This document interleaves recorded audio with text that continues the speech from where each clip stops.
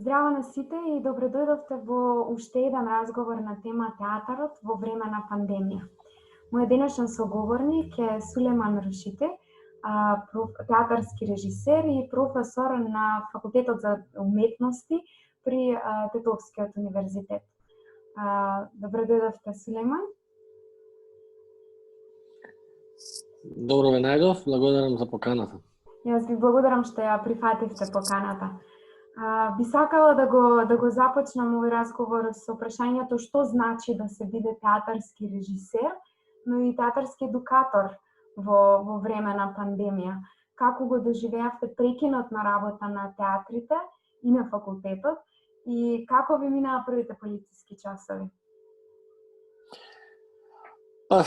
Знаете, сега, значи да се биде театарџија и професор и режисер, значи пред се да се има слобода, значи пред се да живееш слободен, во смисла на не само на движење, во смисла на се што значи слобода.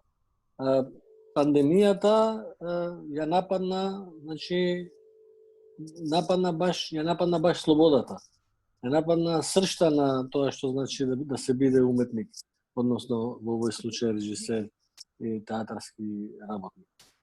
И да ви кажам право, значи не беше сеедно од една страна, но од друга страна ние не сме само наши професии. Ние сме и луѓе, ние сме и семејни луѓе, имаме и семејства, но секако дека и треба да се грижиме и за нашето здравје. И поради тоа што тоа беше појако од нашата слобода, значи ние се само цензуриравме на некој начин, ако треба да се изразам на уметнички начин. Значи, поради тоа што здравјето на нашите луѓе и на сите други луѓе беше најважно во тој момент, па јас мислам дека секогаш и од мојата слобода. Така. А начинот после некои денови, секако дека се трудевме на некој начин, првите денови и телефонски се слушнавме, и со колегите, и со студентите. И после се трудевме да најдеме начин да на некој начин да ја направиме таа компензација за да бидеме во тек со лекциите, да бидеме во тек, во контакт со студентите, за да идејата беше дека ќе бидеме само 2 недели во карантина, односно полицискиот час, 3 недели, 6, за да студентите бидат да го држат ритмот, поради тоа што во моментов спремавме и се уште работиме на дипломска представа и не сакав да студентите губат тие драгоцени минути кога се работи една представа. Особено за нив многу важна, како и сите, ама дипломската представа некако е поважно и најважно и од другите. Така. Како во сите сфери на општеството, така и театарот на некој начин, како сите други професии, така и театарската професија, па и образованието, принудно се пресели на интернет платформите. Како изгледаа вашите онлайн часови? Со кои потешкоти се соочивте? Кои беа предностите на таков тип на едукација и кои беа недостатоците? Дали се слушаме? Знаете, во почеток ние уште бевме, да се слушаме, јас ве слушав, да. Во почетокот ние бевме, значи, бевме на првите, значи, уште бевме во тоа што се вика читање на текстот, односно анализа на текстот, анализа на карактерите, значи, на некој начин да го нарекувам теоретскиот дел на работата, нашата работа. И тој момент успеавме на некој начин да бидеме сепак морам да кажам дека нашата професија или или барем јас мислам дека не може 100% да се префрлува на интернет, на тоа што се вика далечинско учење, поради тоа што сепак театарот, актерството, спак треба да се чувства и енергијата која слабо и слаби наши интернет врски се пренесува, но секако дека многу се добри алатки за дел од таа работа која ние ќе требаше да почнеме, ако немаше овие алатки, trebаше да почнеме од, значи и тоа ќе траеше. Тој дел, значи анализа на се што значи анализа на текстот, тој дел го поминавме во тоа време. Имаше и тешкоти кога почнавме веќе да читаме, значи кога веќе почнавме делот на интерпретација од текстот, па со врските, па кога ќе вклучуваме сите микрофони, па некој не се слуша, па има сликата, но сепак мислам дека нешто успеавме да компензираме. Јас лично мислам дека театарот, како и другите цивилизацијски, да ги наречам елементи, како и движењето, значи COVID-19 ги удри по сите темели на цивилизацијата и така удри и по театарот. Значи, генерално, поради тоа што театарот, сепак јас мислам дека преживува само поради тоа што се случува сега, во сегашно време, и поради тоа што енергијата ја пренесува во живо. Инаку, вака преку интернет, јас лично мислам дека не го доживувам театарот преку интернет, па и преку телевизија, ако сакате, исто како во живо во театар. Која е важноста да се предава во време на пандемија? Колку врската со студентите се промени кога посредник за комуникација беше технологијата? Па, знаете, јас мислам дека многу поважно беше за мене, односно мислам дека и за другите професори, па и учители во основните училишта, стана на некој начин како антидепресант, бидејќи таа комуникација на некој начин како вид ескапизам од тој полициски час, и ние бегавме од реалноста, не можевме физички да излеземе од дома, ама ете така можеме онлайн или сайбер излез. На некој начин како што ги креираат овие аватари, па си влеговме во некои други димензии. Значи, важноста беше многу на некој начин и психолошка. Јас во тој момент мислам дека студентите беа најредовни. Баш поради тоа што и они има една потреба да бегаат од тој амбиент кој секако дека кога си принуден да ограничиш слободата, тогаш секако дека ќе треба некако да наоѓаш начин да излезеш, да се ослободиш. И баш поради тоа мислам дека беше и бевме најредовни во тоа време, значи ние скоро секој ден имавме предавања, а не сме приморани секој ден во сега, кога веќе не сме во полициски часи во карантина. Но потребата беше и моја лична, па и нивната потреба за за нашата задача која имаме со представата, но и на некој начин психолошки действуваше целата ова работа. Така. Дали традиционалниот начин на предавање на вашиот предмет можеше лесно и директно да биде пренесен на интернет платформа или беше неопходна на некој начин реорганизација? Веќе споменавме дека предавате театарска режија, која што до некаде е теоретски предмет, но веќе подоцна започнува тој практичниот дел. На трета година предавам театарска режија, а четврта година актерската класа, значи работиме дипломска представа, класа на актери. Пак ќе повторам, јас лично сметам дека нашата професија не може да се пренесе, да се преобразува за да може да биде целосно на некој начин преку интернет. Вие знаете дека, знаат сите наши колеги дека ова е невозможно. Поради тоа што таму има доста, да речеме, не може ни театарски движења, не може преку интернет да се одвива.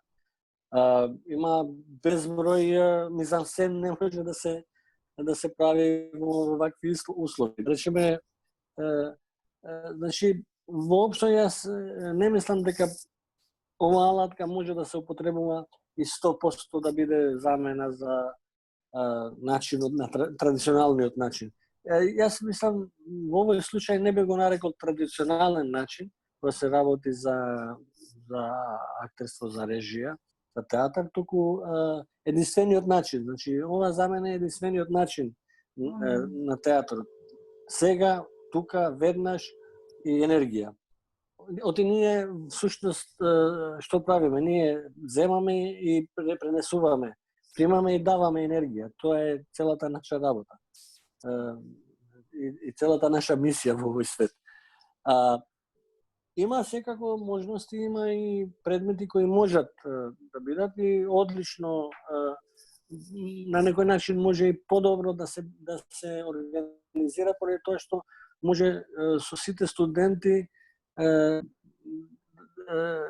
се работи одвоено, па и преку мејл да се праќаат трудови, па да се интервенира, па да се конектирате без разлика, може и преку Skype. Значи има алатки, има предмети кои може со овие алатки да се заменат и добиват во вредност. Пред тоа што имаш повеќе време како професор да се занимаваш поединечно со студентите. Во традиционалниот начин ќе си влезеш таму се 100 студенти и не можеш со сите индивидуално. Вака, значи во тие теоретски предмети, мислам дека и се добива на која вредност.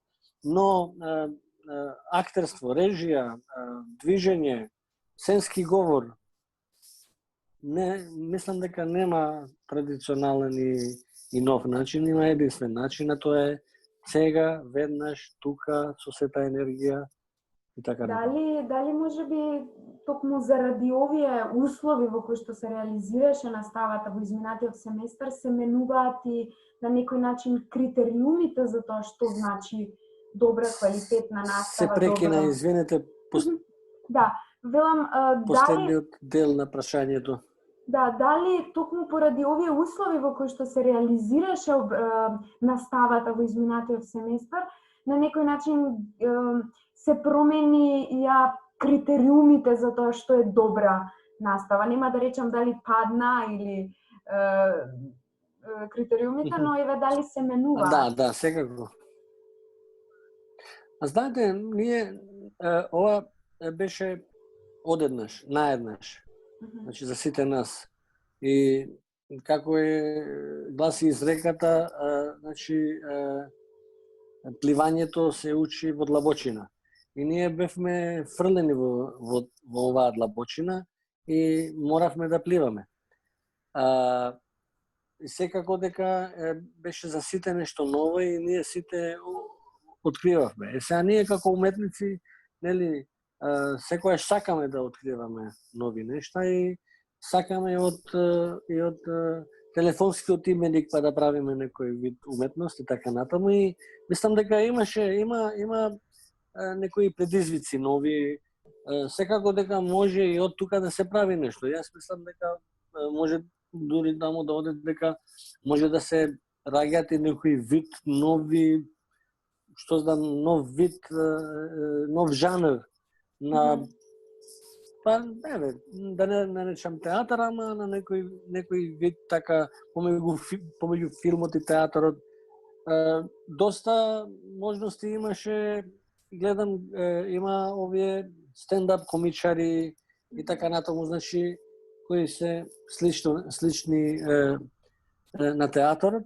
И секако дека не можам јас сега да тврдам кои се резултатите и дали има позитивен исход или негативен исход. Тоа секако дека ќе треба други луѓе да ги анализираат и кои се, тоа што се вика, ауткам од целата ова состојба. Но дека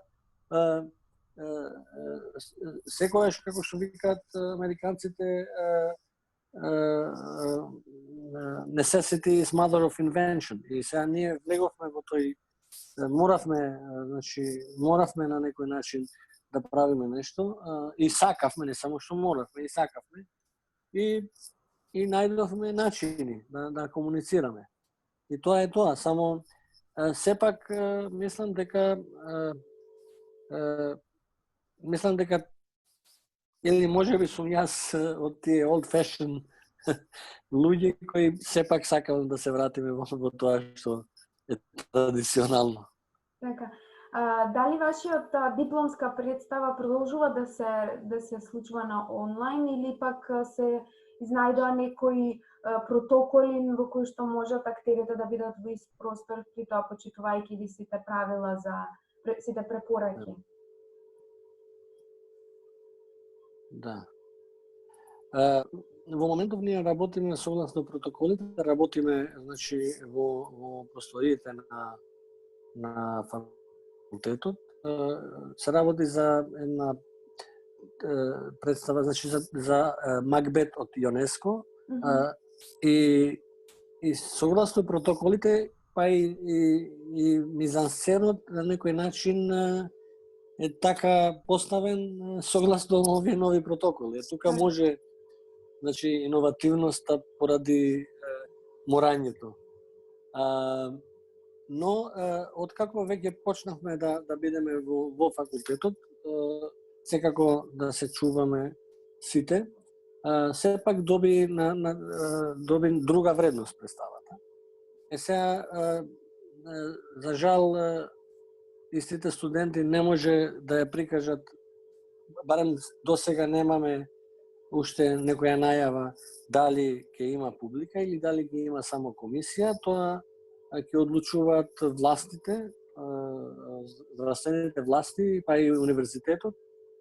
Но ние секако дека ќе ги почитуваме сите протоколи кои ќе се донесат. Се надеваме дека ќе оди на подобро, на ослободување, на можност за тие студенти да ја прикажат нивна работа, поради тоа што, значи, знаете дека ние живееме само за еден аплауз на крај. И сега тие се баш во тие моменти кои ќе влегуваат во професионалните води, и затоа не сакавме да се откажеме од првиот момент, да речеме дека ете сега се случи ковид, па ние ништо нема да правиме. Сепак се надевавме дека утре ќе се ослободи и ние треба да бидеме спремни за представата. Споменавте неколку пати, го кажавте вашиот став кон овој начин на посредност, оваа посредна врска помеѓу две лица, во случајот на театарот, тоа е публиката и актерот, но како публика ги доживувате онлайн прикажувањата на веќе одиграни представи во живо и како ги доживувате наспроти тоа сите овие проекти кои што се случија во периодот, во екот на пандемијата, во полициските часови и принудно беа пренесени на интернет порталите? Јас мислам дека театарот може да се снима само да се има документ. И гледам представи, значи представи гледам чисто од научен аспект, да речеме. чисто за да бидам информиран од информативен аспект. Јас знам дека представата не може да се доживува 100%. И најдобрите представи во светот снимени не пренесуваат да ја пренесуваат таа енергија. Јас знам дека и моите представи не ги гледам кога одат по телевизија или во интернет, поради тоа што сметам дека не се истите представи кои јас сум ги режисирал и кои сме ги доживеале тогаш во тоа време. Но добро е што се снимат представи, добро е што имаше, значи добро што уметноста беше присатна во време на пандемијата. Добро што и во тоа време што гледавме и доста креативни мали скечеви, креативни монолози, креативни, па се до театар на движење, имаше доста во интернет, YouTube каналите, во социјалните мрежи и така натаму, и тоа беше на некој начин тоа беше како духовна вакцина против ковид пандемијата и не можам да не кажам како уметник дека беше многу добро што сите свативме дека уметноста е многу важен дел од нашиот живот. И во ова динамика на живење, во ова општество во кое живееме, во кое уметноста, за жал, не е во фокусот, во потребниот фокус, за време на пандемијата, во полицискиот час, сите има на некој начин потреба од некој вид уметност, без разлика која, за да помине, значи, за да им помине полесно пандемија, значи сепак дојде, значи уметноста доби местото кое го заслужува, односно духовна потреба за сите луѓе. Јас знам дека има луѓе, па и сам гледав некои серии кои не можев да ги гледам порано, поради тоа што нема време. Значи серии кои се прикажува порано и кои не сум имал можност да ги гледам, па ја трошив целата листа во тоа време. И мислам дека